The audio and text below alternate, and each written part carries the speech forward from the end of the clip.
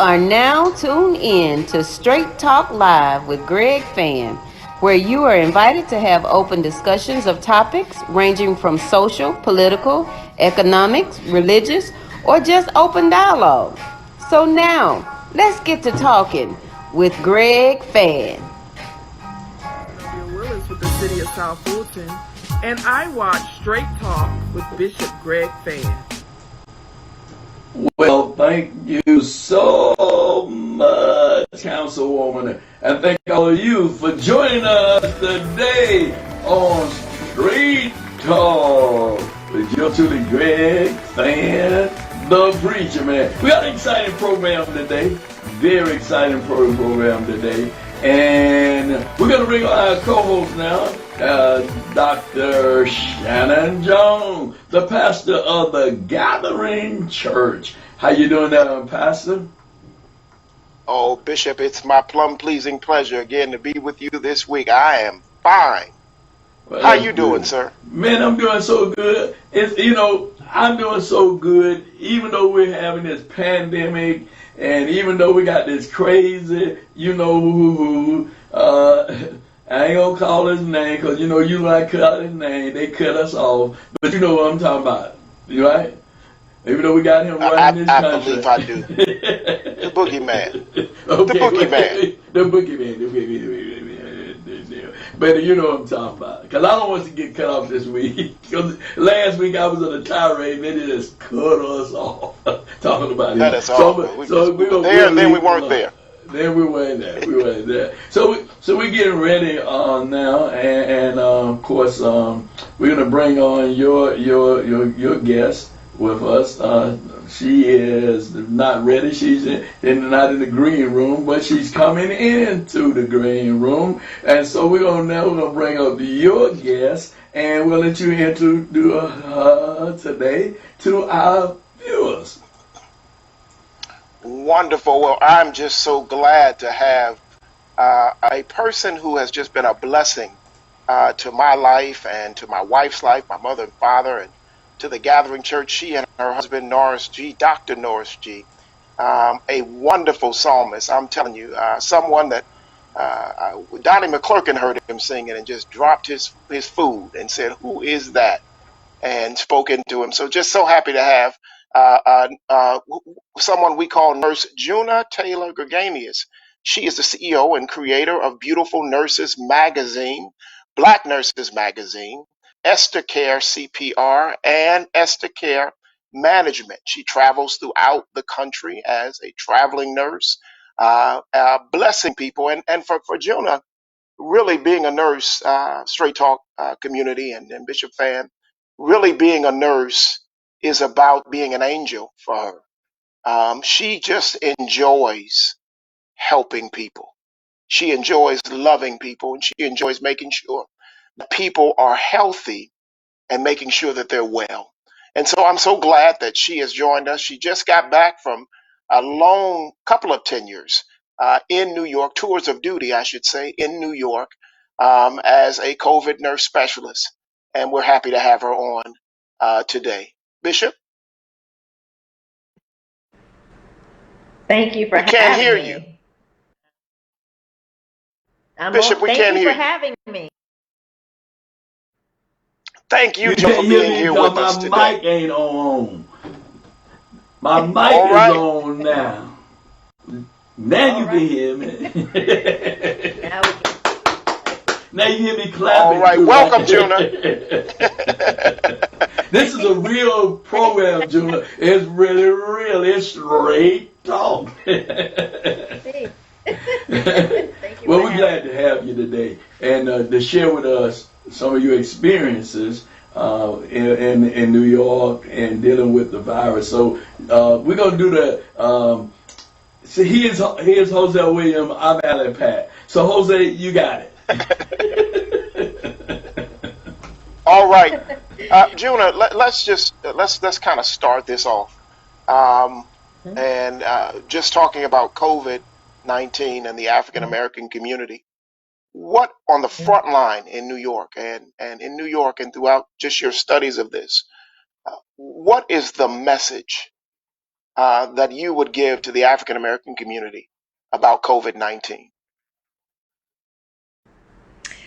The message that I would give to the African American community, our community, is to start respecting this virus. And I think that starts with us respecting each other. It's time for us to wake up and to realize that everything is not necessarily about us. But I would tell people to protect themselves and just to understand, respect the virus. It is real. It might not hurt you, but it may hurt someone you love or someone you don't even know. So it comes down to respect. And I think since slavery, we have lost a lot of respect for ourselves. This was taught, not even taught, it was put upon us. And so I think this is God's way of saying, hey, I want my people to wake up and realize that they have to respect themselves and respect others.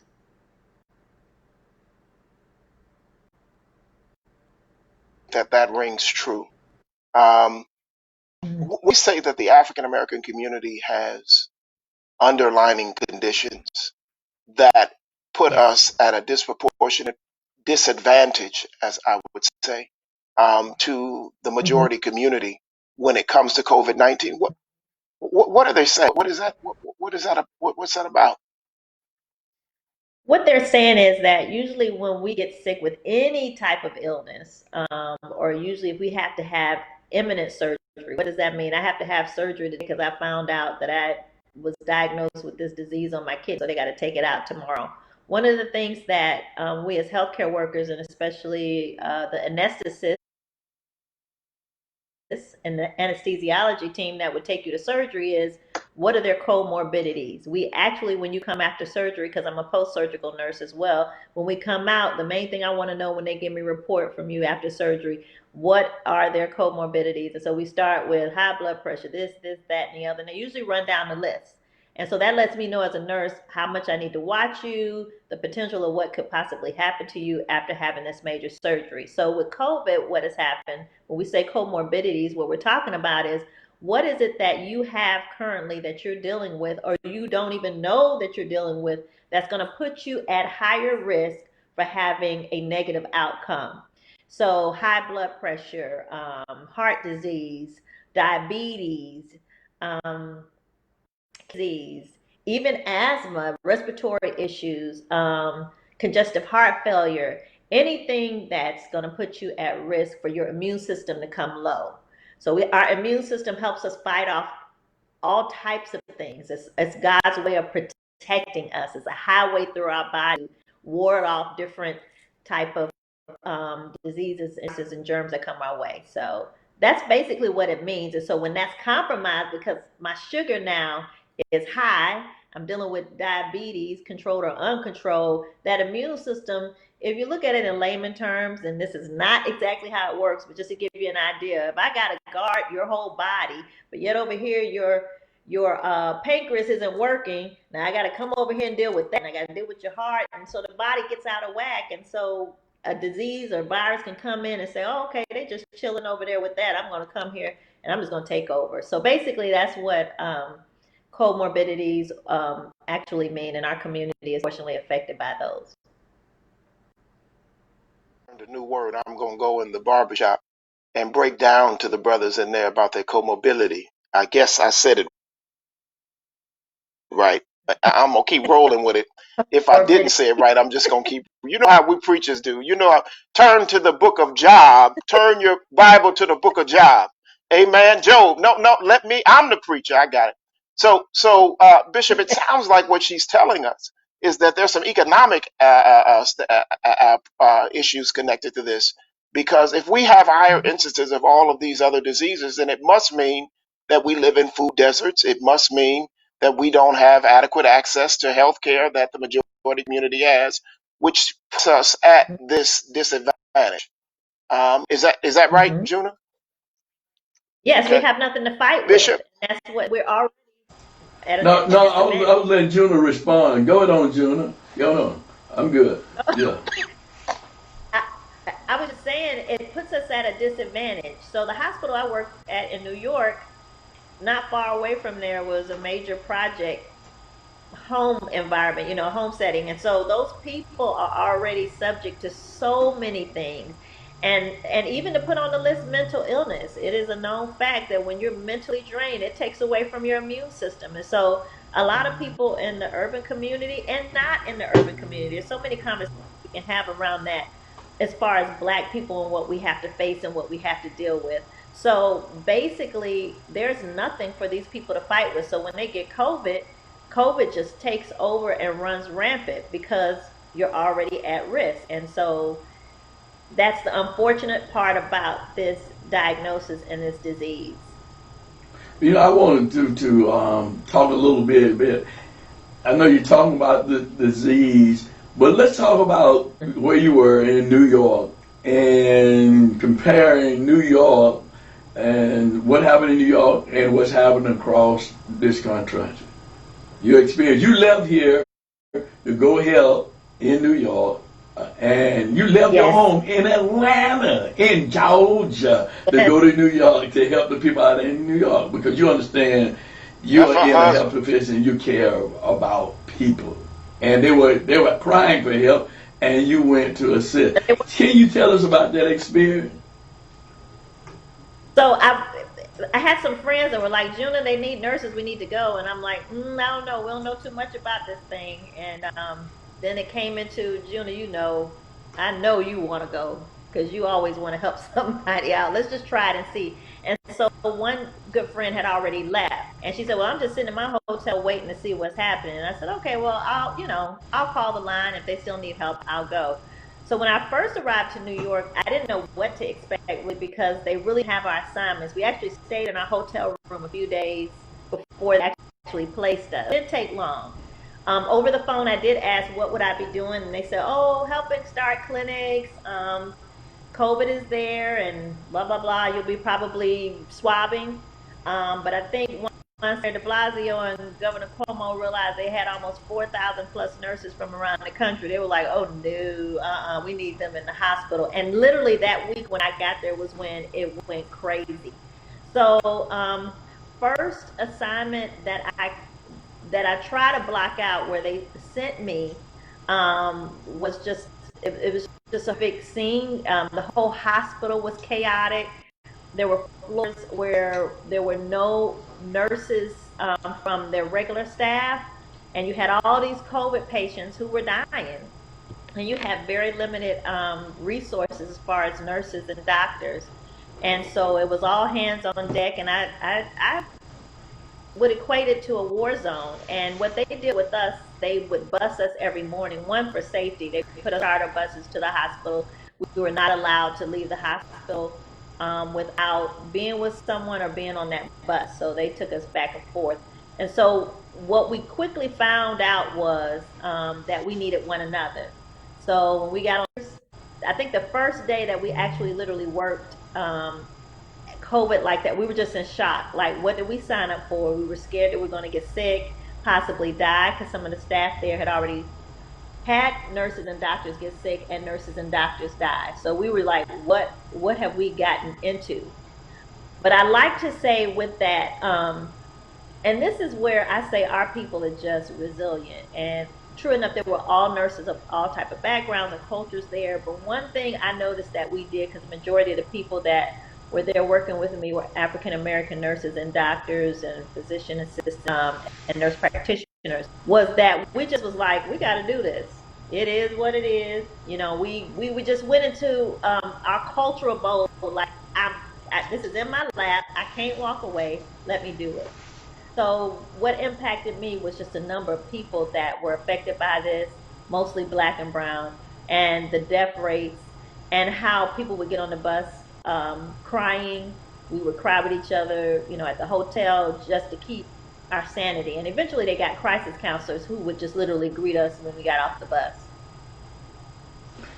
Can you talk a little bit more about, that experience dealing with COVID up front? Sure. I mean, up front, you dealt with patients who had it, and so that people who are listening can better understand the seriousness of this virus.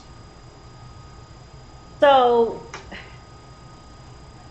we all agree as nurses it's evil. It's pure evil. Because you get somebody speaking and talking to you like we're talking right now, and you say, "Oh, I don't feel good. I came in with a fever." Um, then all of a sudden, a few hours, I can't breathe that well. Okay, we'll give you a little oxygen. You're gonna be okay, like we normally do with other things that we can treat in the hospital, like, and that progresses to your respiratory, your labs and things like that, saying respiratory wise they're not doing well. Um, Looks like we may have to put you on a ventilator, and then just trying to the grieving process with that, with people who don't want that to happen, but they know it has to happen. Um, or they literally are just suffering where they're at right now. And so it comes that part where the doctors are talking to that person. You as a nurse, though, we had a hard part of the doctor says what he has to say and he walks away, but we're literally there touching you, supporting you, breaking all the rules to get a hold of your family because we know that possibly this is the last time you're going to talk to your family. Those are the type of things that took place because the majority of the time once they go on a You ask the ventilator. next question. And so on the Yes, ventilator, next question. you put the person to sleep Okay. and pretty much, and they're scared. And so what some nurses actually started doing was just FaceTime. And I FaceTime before with patients. As a matter of fact, I just got a call from a little lady named Esther that we had. She was in her late 70s, and she was her daughter down front, like, how's my mom? How's she doing? I said, I'm doing my best. I'm doing my best. I got her over in a corner. So nobody else can come around her. We got a system set up that she's gonna beat this and she's gonna come out of this. And once again, she had comorbidity, she had heart issues, so she was really at risk. And just to see that woman progress and leave was a beautiful thing. But it took us as nurses just being strategic about her. But when you have hundreds of thousands, you got to be strategic for. You can't do it. It's not enough manpower. And so it puts all of us at just tremendous risk. But I can just tell people they're not going to get better and that death is imminent. Put yourself in that situation where I walk up to you and say, I know you're having a little bit of problems breathing. It should get better. And then a few hours, you can't breathe well. You can't, do it on your own. And it's beyond the oxygen we already got turned up within your nose. And your vital signs and everything are going haywire, and you got to have that talk. We got to put you on a ventilator. And people are crying and asking, well, is this going to be what, they can't hardly talk. What is it? This is it. And those are answers we don't have. So we just, love on them until, whatever happens, and we pray for the best. But, I can say this. The part for me that hurts the most is that people truly, truly don't understand just how serious this is. And as a nurse, it's almost like a slap in the face and a punch in the gut. I think I put that on my Facebook post that people don't understand how much we put ourselves at risk. We didn't eat. We didn't hardly get water. We only had each other. And these people were dying. And you walk outside or you look at the news and folks are saying, I don't care nothing about a mask or anything like that. It's just very hurtful. So that was my experience. I have so many, but I think what impacted me the most, and that's why I started interviewing nurses while I was there for my magazine, was hearing their stories and letting them get it out. And I had my safe place to get it out. So I just tell people respect the virus because you do not want to be put on a ventilator. You do not want to have the consequences of this disease. You can have a stroke because it releases a chemical, we're finding out now, that causes strokes or causes blood clots. Causes blood clots, which can lead to a stroke, organ failure. I've seen people with multiple organ failures and no pre-existing conditions. In other words, what does that mean? They didn't have high blood pressure, diabetes, and all of that. and they came in and they were deathly ill, and they had clots throughout their whole body. Usually it's a clot one or two places, but this would be a clot all over their body. And even when they became COVID negative, they were still sick. And then they'll be left to our floor. And a lot of them, on our floor, which I was on the clean ICU, but a lot of those people ended up turning into positive. They would just eventually pass away because, they had nothing to Wow. fight with. COVID just took over their body. Right. There was a time. There was a time in churches, Juna, where preachers used to preach fire and brimstone messages, and those messages would scare the hell out of people, literally, and it scared a lot of people straight, right? Then we started preaching, Right? God didn't give you a spirit of fear, and so we moved from the fire and brimstone message to more of the prosperity, more faith, more things to get people not to be afraid of God, but to reverence God. Right. But as we're looking at the messaging that's coming out around COVID, around the coronavirus, it seems like, we're getting a lot of mixed messaging. So it seems like there may need to be a fire and brimstone COVID-19 message, a straight talk COVID-19 message. What do you think when you hear the mixed messaging, when you hear the president saying one thing, and we're not going to say his name because we did that a couple weeks ago and they cut us off. I don't Cut know us if off. I think They the cut us president might off. own VMix. He might own the network we're on while you tripping. And he's sitting up watching us. Hey, Mr. President, how you doing? How y'all doing? Yeah, I need to talk. But but around this mixed messaging, what what say you about this mixed messaging that we're hearing? And if you could get the nation's microphone and you could Oh, speak to yes. the nation about the severity and the seriousness, come on, Reverend Juna, Reverend Nurse Juna, what would be your fire and brimstone COVID-19 message to the nation? My Hallelujah. fire and brimstone. I know that's right. Amen. I just can't tell it all. It is. I just can't tell it all. But I would quickly say to everybody, God gives us choices, and that's why I love him so much. I think that's where I would really start. If you say you're a Christian, which this country says they're founded on Christian principles that they warped, we won't even go into that. Please But don't. they told a lie on God, basically. But if you really, really love Christ the way you say you love him, or whatever your God is, if you really do, you'll understand as far as a Christian is concerned, he gives you a choice. And so if we look at this whole situation, he's given us a choice.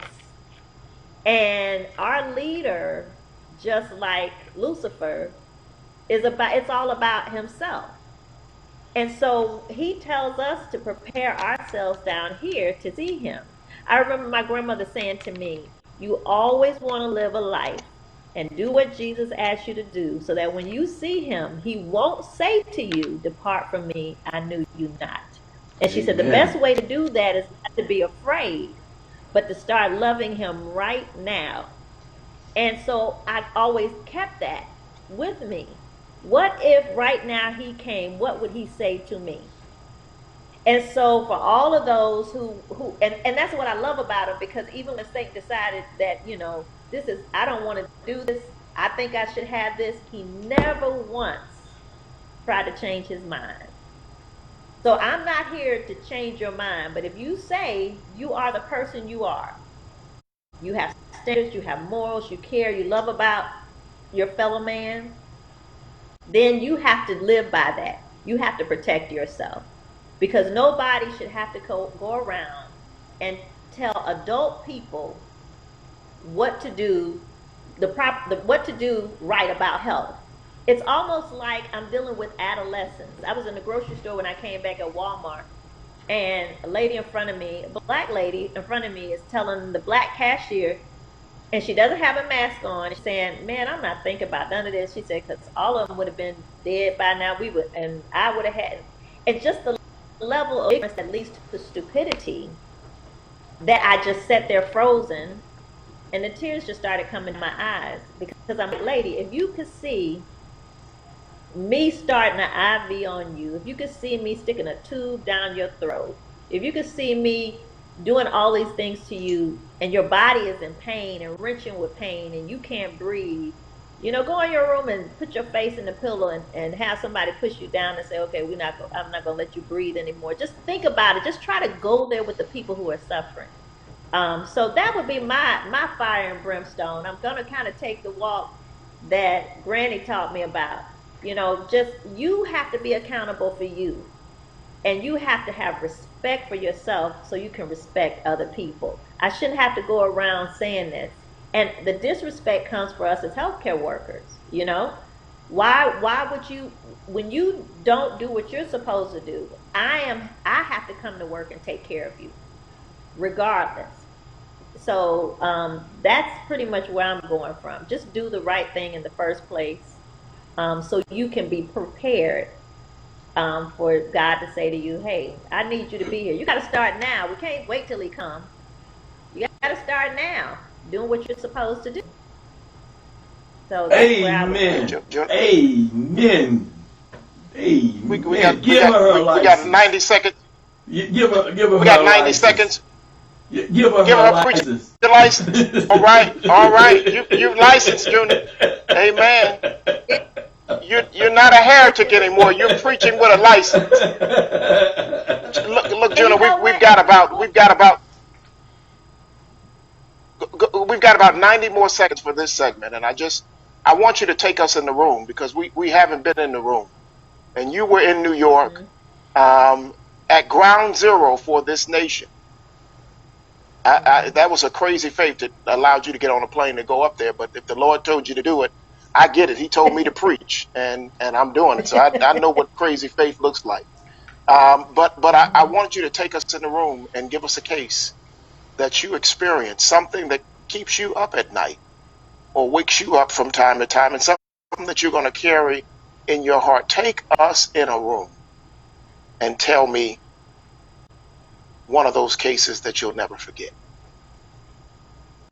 Got about 60 seconds. Well, okay. Well, first of all, I want to thank you and Katia for being my pastor and first lady to pray over me while I was there. But I would definitely have to say the father, young father who was healthy, doing everything fine, and had suffered a severe stroke, debilitating, because as a result of what COVID had done to him. And I say that because I locked eyes with him. And every time I would go in his room to change him because he pooped on himself, he urinated on himself. And just by the way, when you get COVID, you get so sick. That's usually what happens. You lose control of your bowels. And I just remember looking in his eyes, and I would just say to him, and when I was in that room, I said, let me tell you something. I don't know if you can understand me or you can't. And his eyes would just get wide. I said, so that means you can understand me. I want you to know I love you. God has not forsaken you. You're going to be just fine, whether it's here or with him. Wherever you go, you're going to be okay. And I remember praying over him, praying over my patients, holding their hands, crying with them, and saying, it's not over. And whatever it is you can't say right now, whatever you can't do, I'm going to stand in the gap for you. And I'm going to pray for you. And we're going to get through this. We will not give the enemy the victory over this. He has not won. This is his place. So he can hang out here all he wants to, but while he's here, he's going to have to deal with people like me. And so me and other nurses Amen. There, we got to praying. And even when he came into the hospital room, we were like, we're not doing this. In Jesus' name, we are not doing this. You don't reside here. And if you do, they're going to be in peace with the Lord, either way it goes. So that's my COVID story. It's Jesus with me. And through my tears, through the tears with my colleagues, we made it through. And whatever comes our way, we're going to be all right. Well, Praise God. Thank you so much. Thank you. Thank you for your work. Thank you for your dedication. And Shanan, while you was away, I asked her if she would be willing to do a Zoom in reference to protocol and things that people ought to be doing in terms of the pastors and members of the church in terms of protective things. As a nurse, she can provide that to us, and she was willing to do that. She's the CEO of Black Nurses Magazine. That's it. Thank you so much for being with us. There we go. All right. Thank you. All righty. Bye, Juna. Bye-bye. Bye. Afia Thank you for Environmental me. Group. My name is Yolanda Pickestock, and I am an owner of Afia Environmental Group. We are here at Liberty International Church disinfecting for the COVID-19 virus. This disinfectant is a powerful disinfectant for the virus. However, it is safe for human consumption. And we will allow our technician to give you some additional information about the process, what he's doing, and how the chemicals work. Chlorine vinyl oxide, which is a chemical that is used to kill mold, mildew, viruses, fungi. Actually, it's one of the best non-invasive chemicals on the market. As you see, we are here disinfecting this building without having to get a full mop gear. That it is friendly when it comes into human contact, but at the same time, it has the ability and effectiveness to kill germs. We are Afia Environmental Group. In addition to providing disinfectant services, we also carry hospital-grade medical masks and the KN95 mask. If you are interested in our services, please contact us at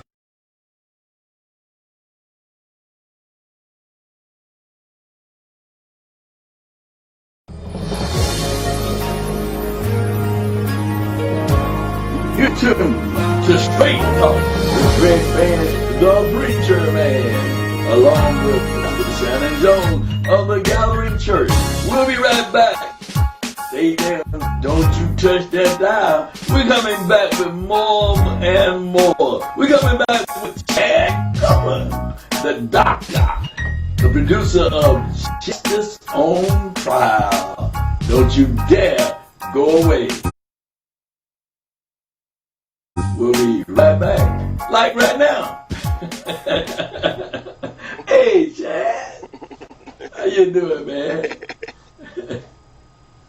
Yeah. Well, we're glad to have Chad Cooper. I know you're doing great, Chad. You up there in New York, right?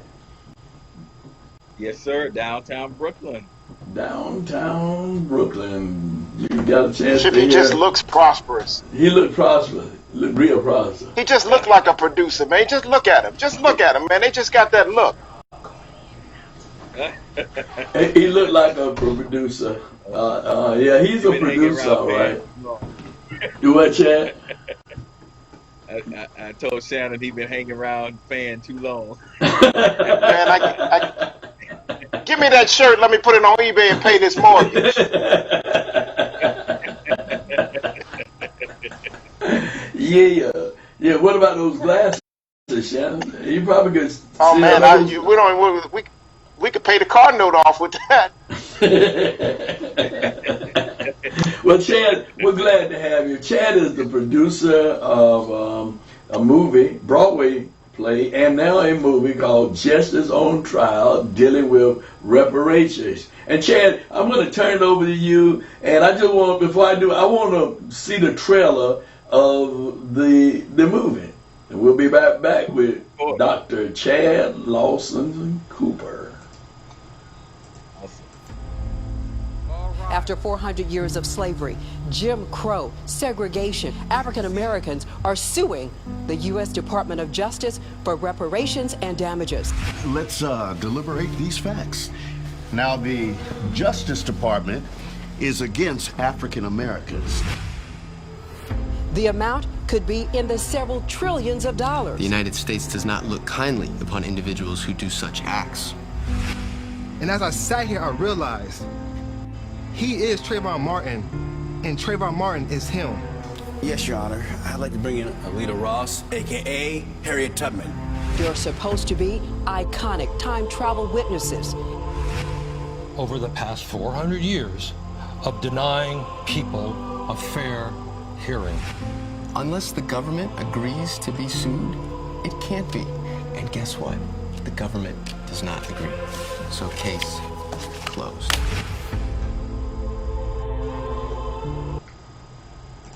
Well, that's the play, trailer of the play. Talk a little bit more about the play, Trey. Chad, I'm sorry. That's the movie. Talk a little bit more about movie. it. It's the movie. The movie. Talk a little bit more about the movie. I don't see in the play. I'm stopping the play, but we moving to the movie. Talk a little bit more about the movie that's going to be taking place tomorrow. Absolutely. Well, the movie, was set to really premiere in Hollywood on April the 27th, and then coronavirus came, and that changed the whole trajectory of how movies are done now. So, we were able to add some more stuff because we had did some additional filming for the movie, and actually you're in the movie now, and you're not extra. You got some lines, and so that in itself makes it monumental. But it's going to premiere virtually on July, which is tomorrow, all day long, and the movie is about two civil rights attorneys suing the U.S. Justice Department for reparation damages done to African Americans while bringing back time traveler witnesses like Harriet Tubman, Medgar Evers, and Emmett Till into a modern day courtroom as they tell their stories to a modern day mixed jury, black, white, and Hispanic. And then they discuss the facts at hand, and they also discuss the current well. So we're able to tie in Emmett Till to Trayvon Martin, all the way up to George Floyd, Ahmaud. All of that's in this deliberation, and it's amazing how we were able to do that and even discuss coronavirus. That's in this movie, and the majority of it was filmed last November. So it's very it's a high quality movie. You'll be pleased with the cinematography, the acting.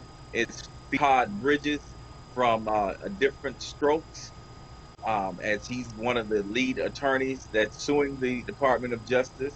Alicia Robinson Cooper, who is a powerhouse vocalist and veteran actor of stage and now film. It features my son as he plays Emmett Till. He's been acting professionally for years now since he was a child. It features Dorian Wilson from The Parkers as the foreman of the jury. The TV show with Monique, he plays a professor in the movie, and so many other talented people. It was directed by Man Robinson, who is based out of Atlanta, and I wrote it and co-directed, and it's just a wonderful movie that's educational, inspirational, and motivational all at the same time. And so, being that it's premiering tomorrow, you can pre-order it now, and it's something that the whole family can watch on the 4th. Well, why the 4th? Because it's billed as Independence Day, but not Independence Day for us as Black people. So we can make our own stand, do our in watch our own history being told, our own story being told for us by going to Justice on Trial, the movie.com, just on trial, themovie.com, and press pre-order or order movie. It'll take you to a checkout screen. And in the checkout screen, you can put your discount code, which will be FANN, Fann, FANN. And it will take that movie on the 14.95. You can watch it starting 12:01 a.m. July the 4th, ending on July the 5th at 11:59. So you have 2 days to watch it, and it's also executively produced by me, Yuli, also Harry Lennox from The Blacklist and from countless movies, Superman, you name it, the Five Heartbeats, also Rudolph Sick out of Jacksonville, Florida, who is a very well-known civil rights person and minister, as well as Vanzel Burke out of California, another brother out of Beverly Hills, and also my wife, Alicia Robinson Cooper, as well, is one of the executive producers. And then we have other producers as well, such as Rance Allen, and many of you know him, the gospel world and singing something about the name Jesus, and Q.S. Caldwell, a very well known, Leofric McKissick, a bunch of people that are very socially in tune with going on. So it's just a quality piece, man, and I'm happy that you in it.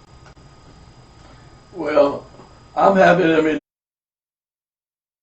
in it too, but I want to talk a little bit about the whole issue of reparations and what's going on now with Black Lives Matter. Why do you feel or think that that's not one of the things that's being asked for by the people who are talking about Black Lives Matter? Well, I think they further be educated about it. You don't know what to ask for. Well, you won't ask for it if you don't know what to ask for. Um, a lot of people, within the Black Lives Matter organization are just concerned about stopping the violence and stopping police brutality. But there's another layer to it, so reparations is, of course, paying for all of the wealth that America's inherited, and given white America generational wealth and given black generational poverty. And America can never apologize truthfully until that is done. And so you do have certain people that I see that are coming to the forefront for reparations, like Bob Johnson, Next former question. owner of BET, um, Danny Glover. So there are people that are out there that's fighting for it, and then you got a whole group called ADOS. So with movies like this, it educates that group as well as other groups on what to be fighting for. You just fight the fight, but you got to have an objective goal. So, how do Shannon's going to ask the next question, but let me just ask direct right quick. How you've been doing this play for how long? We did the play for 2.5, almost 3 years, Okay, on and off Broadway, and then we toured it in the South for a little. When you came to it with your right. bullhorn. With my bull, huh? Yeah, you're right with my bull. Well, I guess I'm gonna let Shannon. He's of that young age. I'm gonna let him say something in terms of why he ain't getting no reparations. He's a rabberizer, and I My believe doctor, that he's a rabberizer. He's one of them Hosea Williams. He's one of them Hosea Williams right now. I'm telling you, that's a Hosea Williams right there. All right. Bishop and Chad, I went to my doctor's office the other day with a sucker in my mouth. I had my cap turned back and my sweatsuit on and my shoes, my sneakers. And my doctor let me know that I was no longer a young man. He called me middle aged, told me turn my hat around, lose this, and put on a real suit. so I don't know how young I am anymore. But let me say this first and foremost, man. This is a brilliant concept that you come up with, and I know you have a lot of executive producers that are working with you, but you are the creative producer, and I would imagine the line And the producer, number one the executive producer, producer. everything. I'm sorry. I say I What'd you am the say? number one executive producer too. And I you am the that's what I number mean. I one know that the buck executive stops producer. at you. I know that. I know that. I know that. I know that. So let me ask you this: how did this concept come to be? Well, it really came to to fruition in my mind the day that Philando Castile was murdered back in 2016 in Minnesota. I was touring in the Washington D.C. area and happened to walk into Cracker Barrel and was checking my updates, and it was on a news feed, and I watched the video of how the cop just brutally shot an innocent black man in front of his fiance and daughter. And it really just broke my heart. I sat there and I cried and I said, what can I do? You know, I felt helpless. It was bothering my self-esteem. And I said, if it bothers my self-esteem, black man, what is it doing to other black people? And so the idea came to use what you do, arts, that's theater and film. And the whole concept of the witnesses, the time traveler witnesses, started that day. And it took me about 8 months. I was in exile in Wilmington, Delaware. I went on exile in Wilmington, Delaware for 8 and wrote it. Went through a lot of emotional things writing. And when we debuted it the next April in New York at Medgar Evers College, I was nervous because it's such a relevant piece, but you know, I've been used to only producing gospel plays. And so I chose not to be in the play, and I wanted to see it. So I sat in the audience, and I knew at the moment that how the audience gravitated and they were soaking it up. I said, this is it. This is a message. And so it went on and on and on until we got to Hollywood, ran into some of my fellow alumnus from FAMU, who are also movie producers, and that's how the movie came about. Wonderful. I just want to ask about your time travel witnesses. I think it's just brilliant in terms of the thread of these witnesses and how you have taken their story and brought them to bear to deal with the same instances of injustice that we're dealing with here today. But I would imagine the creator that you are, the playwright that you are, the screenwriter that you are, that these witnesses first came to you spiritually.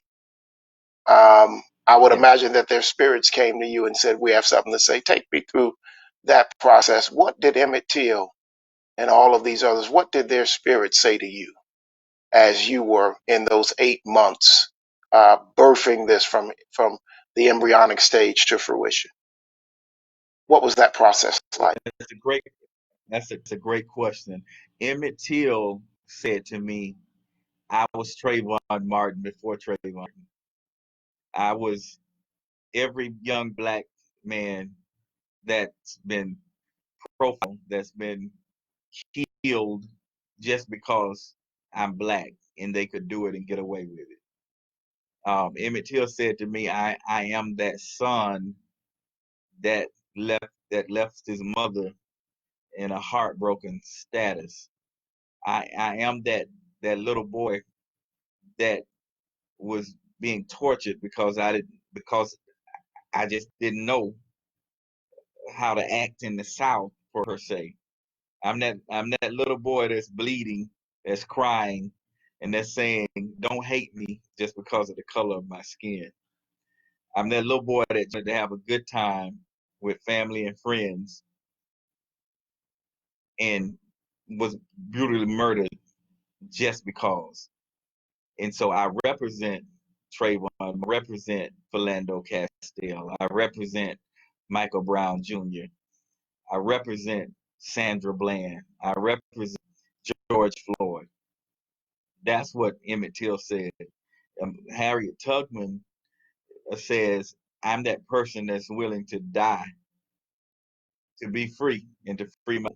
I refuse to stand by and be comfortable when I see the injustices being brought on my people.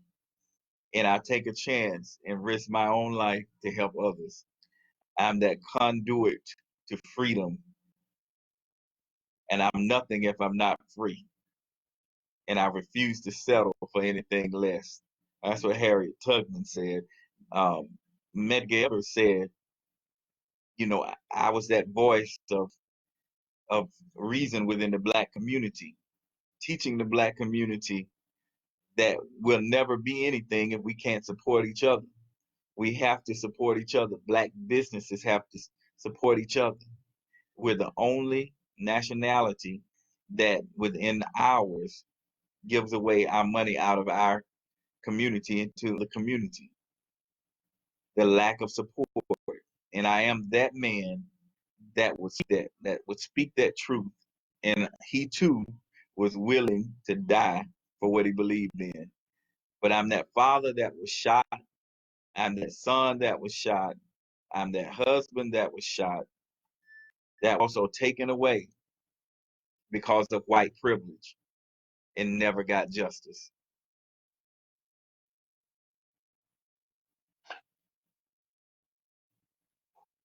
Mike, I can't hear you, Fann. your mic, Bishop. That in itself is so moving, Chad, because that should cause people to want to watch the movie in itself, because we're living the same thing now that they lived before. And how do we come out of this rut? How do we come out of this? And we have not, even in the state of Georgia, we have just got a hate crime bill passed after 20 years of having one passed that was struck down by the court. And now we get another one 20 years later because of the George Floyd and the Arbery and a young man who just was killed by an Atlanta police officer. We just getting a hate crime bill passed. Okay? So where we are is we are reactionary people. We react to things, but we don't stay the course on what we need to stay the course on. We know that Cory Booker and others, and what's his name, Senator for years and Tim years. Scott? No, the other went up for start with a C. I can't escape me now, but he's been there for a long time. But he was fighting for reparation years ago. John Conyers. He was fighting for years ago. We do not stay on the course. We don't stay on message. We allow other things to come up to take us off our message. This is a main message we ought to stay on, is reparation. Because if we get reparation, that means we don't have to worry about no stimulus check. We don't have to worry about that. If they can give us a stimulus check, they can give us reparations. We just have to stay on message. Yeah, well, reparations is something that's owed to us. It's a debt that has not been paid. And truth told, Martin Luther King was really killed over talking about reparations. He spent 15 minutes on his most famous speech talking about reparations. He had a dream, and Mahalia Jackson reminded him of the dream. And they didn't hear, the white folks didn't hear none of the speech no more. They just heard the dream, and they made the dream the speech, but the speech was a dream, and the dream wasn't the speech. He said America had wrote black folks a bad check, and it returned insufficient funds. It cannot be fixed till we deal with that debt that's been owed. And then you mentioned Aubrey. I mean, Right. who would have thought in 2020 white people could ride on a truck in the middle of an urban neighborhood with a gun hunting down a black man like he's a deer and shoot him, and then thought they were just gonna get away?